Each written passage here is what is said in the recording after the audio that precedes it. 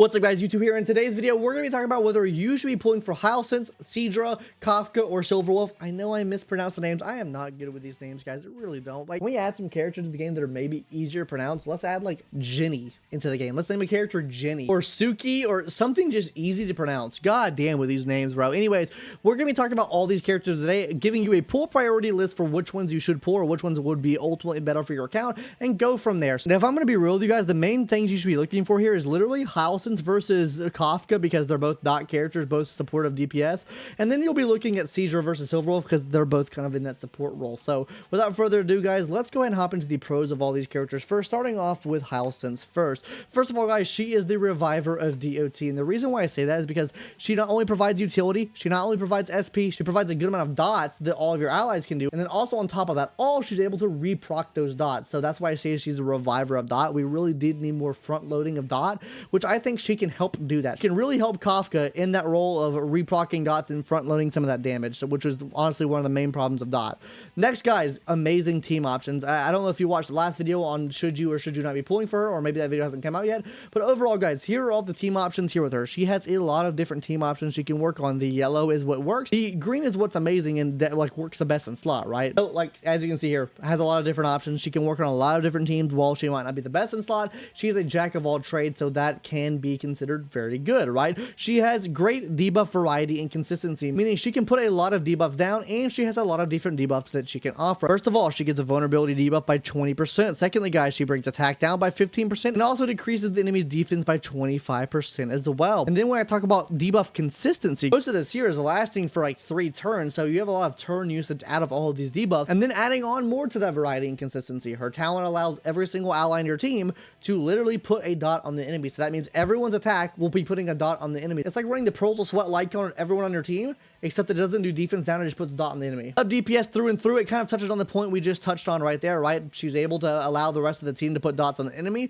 which ultimately she's able to reproc those dots. The team's giving her free damage. So yeah, reviver of dot there, right? Next, guys, easy and free to play build. My God, she might be one of the easiest builds in the game, guys. First of all, she gives herself a lot of free stats in the sense that after you get 120 effect hit rate, you're giving yourself 90% damage. On top of this, guys, really all you're building into is effect hit rate and attack percentage, and then you want to get some speed like 134, but she already gives herself 14 speed here. She gives herself 10% effect hit rate here. So overall, you're starting off at a really decent point here, and that's not even to mention if you did already have Kafka on your account, Kafka is going to be increasing that attack by an extra 100% as well. So hey, yo, you can't go wrong. Also, in terms of the light cone department, a lot of 4-star and free-to-play options here before the tutorial mission starts. That's free 40% effect hit right there. Eyes of Prey, free increase to effect hit rate and free increase to dot. A good night sleep well, free increase to damage. And then you have something like solitary healing, which, okay, break effect not too good, but you'll be increasing the dot damage out by 48%, which that's what her main source of damage is, so that can also help her there too. So a lot of different options there. Now let's hop into our second option here in our main competitor for her, I guess you could say it right, which is Miss Kafka. Hopping into pro number 1 now, guys. Like I mentioned, she has the ability to give a 100% attack bonus for anyone that has an effect hit rate over 75%. So literally just a free buff for the whole team. As long as you're building them into effect hit rate, you're getting a free stat out of another stat. So take characters like Robin, for example, right? If you put Robin on this team, you just exchange attack for effect hit rate, and then if you do the math right, that's free 25% attack for your Robin. And that can really apply to any like super attack scaling character that wants a lot of attack percentage. That's going to be really good for just about all of them, even if you were to run her with a character like this that really loves that attack percentage as well. Next, guys, she front loads dots in a lot of ways, and yeah, she really does front load a lot of dots. Her skill can reproc dots on up to 3 enemies. Her ultimate reprocs dots on every enemy, and then her talent can reproc dot on 1 enemy. So she has a lot of different ways to reproc dot and front load all that dot damage. And like I said, in multiple videos before, I think she is what you would say is the pillar of DOT. She is the foundation of DOT. So now next one, guys, a lot of light cone options. Same thing with her too, right? A lot of light cone options. Like, she has other problems that I don't think Hysilens has, but we'll get into that in the con section in a second here. Now let's move on to our second group of people, which is our supportive type characters. Now, hopping into the pros first here, guys. Number 1, guys, she provides double skill usage for free no matter the SP cost. So if you're using someone like Dragon Danny that uses 3 skill points per skill, he will reuse that skill. Someone like an Axa, right? Where he goes skill, he uses a free skill, and then you add her onto the team. So it's use a skill with him, you get a free skill, and then you get another free skill, and then you get another free skill on top of that. So 4 skill moves in a row. Someone like Finon, right? They can't have anyone on the field other than himself when he's in his transformed state. He's able to reuse his big old meteorite he sends down, which is a free skill there. So I can definitely see how this can be good for characters now and in the future. Next, easy build. Like, genuinely, guys. She gives herself free crit rate and crit damage, so like the sub DPS aspect is pretty much filled out there, and then really you're just aiming for attack and speed. Like, that's it. Like, build seems pretty fucking easy in my opinion. Next, buffs. She gives crit damage buffs, she gives attack buffs, she gives res pin, and then she gives speed to one ally, but hey, she gives it to them, right? So good there, hands down, really good in my opinion. But now let's hop into the pros for our final character here, which has been Silverwolf. Insane AoE defense down. That's like a 45% defense down for every single enemy on the field. So that's absolutely massive. Next, debuff from every attack. So you're going to be really good for teams like Acheron. And also the debuff she's providing from this as well is extra defense down, also attack shred. Yeah, and then reduces speed. Okay, that's what I thought it was. Next, SP positive. Literally just use her basic attacks. She has great energy economy, so you can get her ultimate back up really fast, and you're still getting debuffs from every single attack anyways. The only thing you're using the skill for really is to change type. And then also you're reducing the res to that weakness type by 20% for 3 turns. So you're getting decent usage out of this whenever you're using like a boss enemy or something like that. So hey, yo, like great all around the board here, guys. With that being said, guys, all of these characters also have cons as well. Let's go ahead and talk about Hysilens Cons first. Master of None, guys. The buffs we mentioned before, they're all lackluster, and I'm sure you'll see that when we talk about this point right here, which is debuff provides are not the best debuffs in the world. Yeah, like they're all low. Like all the debuffs she does, very, very low. Same thing can be said with her sub DPS damage as well. She's not the best sub DPSer in the world. She's definitely no Cypher, I'll tell you that.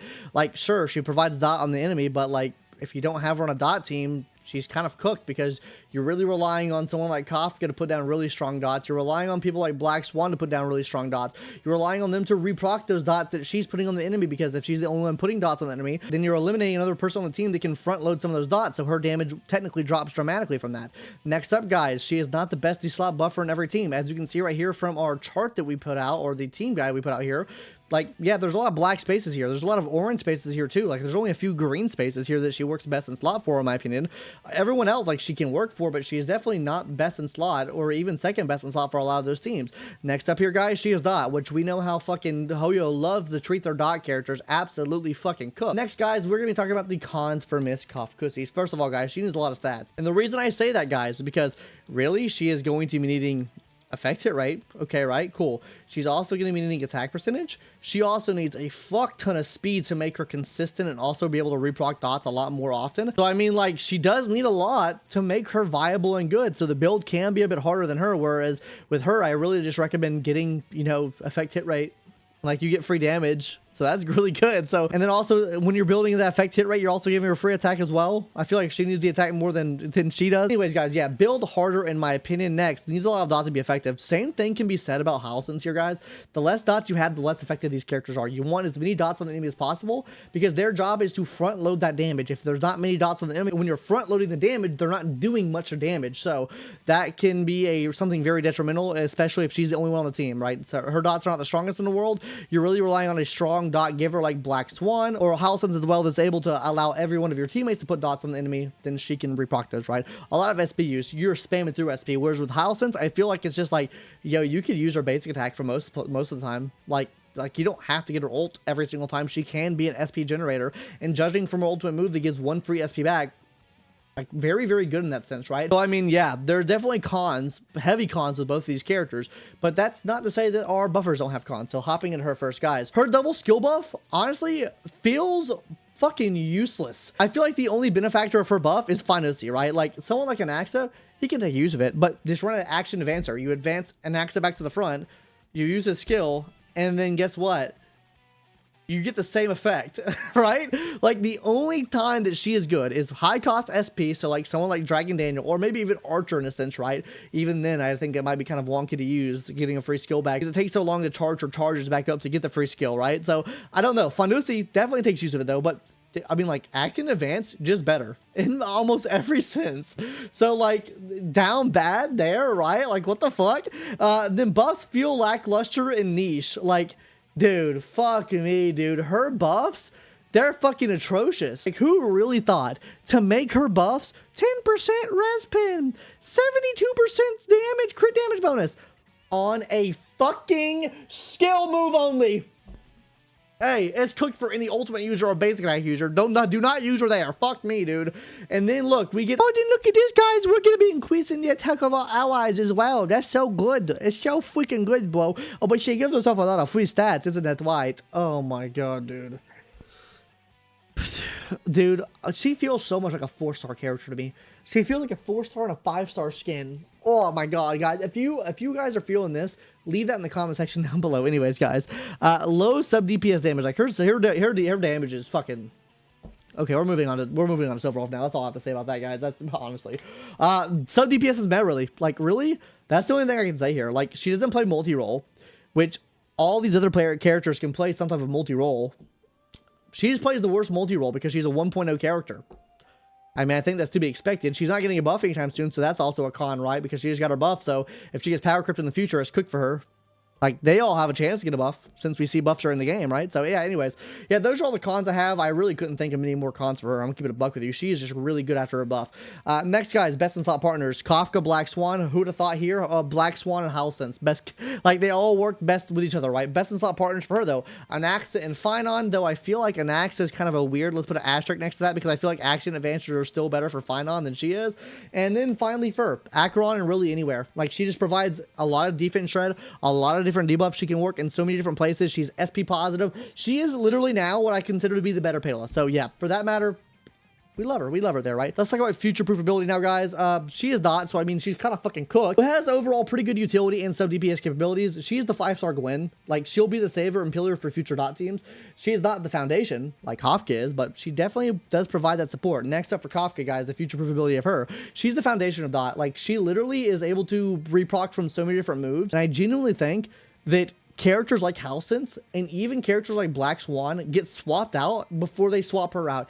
And with her buff, being able to proc so many more dots on so many more enemies now, and also the fact that she's raising the attack of the team, so she's kind of like a buffer too, no shot. There's no shot.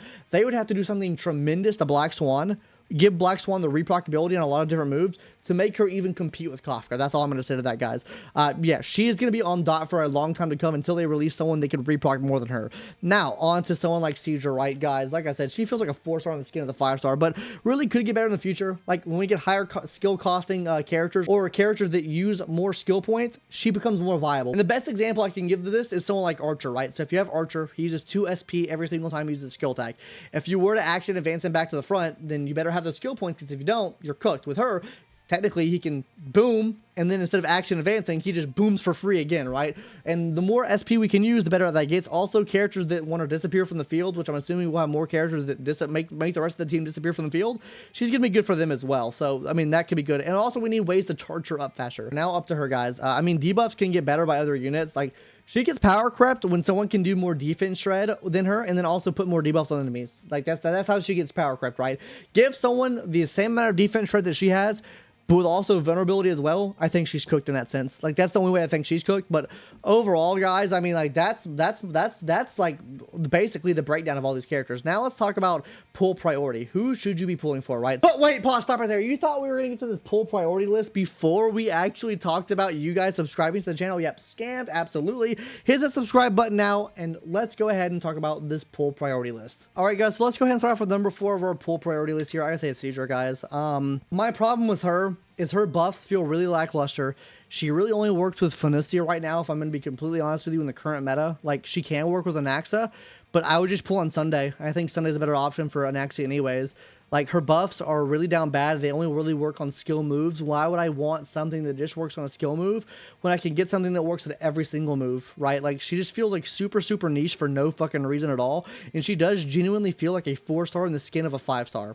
I'm gonna keep it a buck with you guys. You guys might not like that take, but that is genuinely how I feel about her. At number 3, guys, that is gonna be Miss Hysilens. Now, you might think, why the fuck did you put her down there? She's so good.